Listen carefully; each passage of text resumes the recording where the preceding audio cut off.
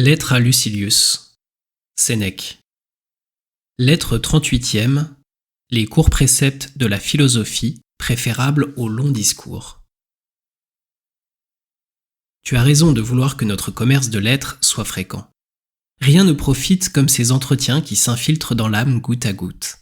Dans les dissertations préparées à grand développement qui ont la foule pour auditoire, il y a quelque chose de plus retentissant, mais de moins intime. La philosophie, c'est le bon conseil. Et nul conseil ne se donne avec de grands éclats de voix. Quelquefois, on peut employer ces sortes de harangues, passe-moi l'expression, quand l'homme qui hésite a besoin d'entraînement. S'agit-il au contraire non de l'engager à s'instruire, mais de l'instruire en effet, il faut prendre, comme nous, un ton moins relevé. Tout pénètre et se grave ainsi plus facilement. Car l'essentiel, ce n'est pas le nombre des paroles, c'est leur efficacité.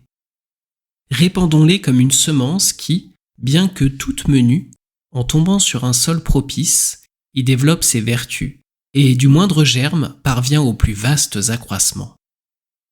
Ainsi fait la raison. Ses principes, de mince portée au premier aspect, grandissent en agissant. Ce qu'elle dit se réduit peu à peu, mais ce peu, reçu par une âme bien préparée, se fortifie et croît bien vite. Oui, il en est de ces préceptes comme de tout germe.